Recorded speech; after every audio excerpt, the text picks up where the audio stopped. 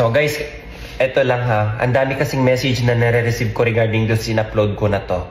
Ano daw ba ang effect kapag ganito? Tama-tama, may pasyente ako ngayon. 39 years old. 4 na oras na ito kabayan, hindi pa rin nag-liquefy. Importante ba yan? Ito maraming tanong. So ano mangyayari kapag hindi nag-liquefy? Alam naman natin mga boys, ang nilalabas natin, kadalasan yan sa una, nag-gel. Okay? And then, below 30 minutes, dapat yan ay nag-liquefy na. Okay? Bakit? Kasi kung hindi nag-liquefy ang kabayan, kagaya nito, 4 na oras. Okay? Base sa California Reproductive Center kabayan.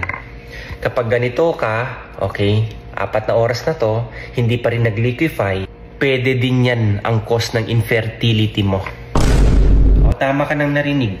Kaya hindi kayo makabuntis-buntis ni Mrs. Okay naman ang bilang ng sperm mo, pero bakit hindi mo mabuntis-buntis si Mrs.? Isa din yan kabayan, viscosity. Ang statement nga nila kabayan ito hyperviscous semen or failure in liquefaction is one of the cause of male infertility. O, tingnan mo na ngayon dyan sa resulta mo. Kung ilang minuto ba yan bago nag-liquefy? So ito ang liquefaction, kaya sinasabi ko dun sa vlog ko na ito, na napaka-importante yan, pagkakolekta talaga, dalhin agad sa laboratory yan. Okay? Bakit? Kasi nung start na nandito na sa loob na itong cup na to, bilang na ang oras niyan kabayan, bilang na ang minuto niyan.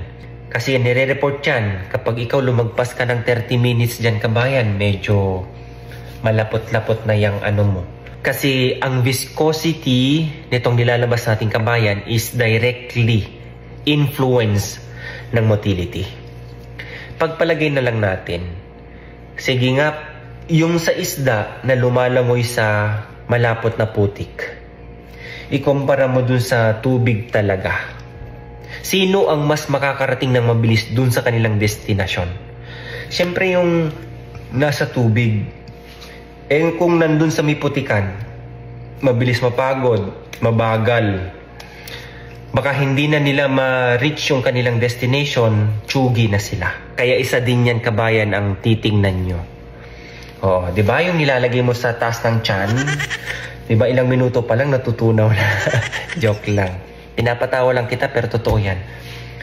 Okay? Nakikita mo 'yan na natutunaw dun sa taas ng tiyan. Dapat mabilis lang 'yan kabayan matunaw. Ulitin ko. If the sperm viscosity is too high or even too low, sobrang bilis naman. 2 minutes lang lusaw na, hindi naman ganun. Meron talagang appropriate ranges para dyan sa mga ganyan kabayan. Kahit sabihin mo na yan ay yung pagkatunaw lang. It can impair the motility of the sperm, making it very difficult para maabot niya o marating niya yung kanyang destination. Making it difficult to reach the egg para ma-fertilize at mabuo. Okay? Ganun na lang kasimple yung kabayan. Mahihirapan talaga yan. Okay? Paano kung okay naman ang bilang ng ano mo? Okay? Tapos, yan ang problema, yung viscosity. Okay? Alam mo yung ano kasi yan, pag nakikita mo sa microscope yan, yung hindi sila nakakalayo. Gumaganyan-ganyan lang sila. Hindi sila yung talagang nakikita mo na lumalangoy. Okay? So, tingnan nyo din yung kabayan kung sakaling yan ang problema sa liquefaction nyo, hindi po yan biro. Tingnan nyo ang sabi sa California Reproductive Center. Isa din yan na classified as male infertility. Kasi baka may problema sa mga accessory organs nating mga lalaki dyan. Kaya kailangan nyo ding magpa-check sa doktor. Ha? Para at least makabuo na kayo ni Mrs. Okay? Gaya nito. Nireport ko to over 1 hour ang kanyang liquefaction. So, alam na ni doktor yun. Ito, 39 years old. Okay, madami ang kanyang bilang. Nasa 60 plus million. Pero, ani mo naman yung 60 plus million kung ganun naman. Okay, 4 na oras na to. Hindi pa rin nag-liquefy. So, yan po ang sagot dun sa mga message sa akin. Ginawa ko na lang ng isang video. Okay?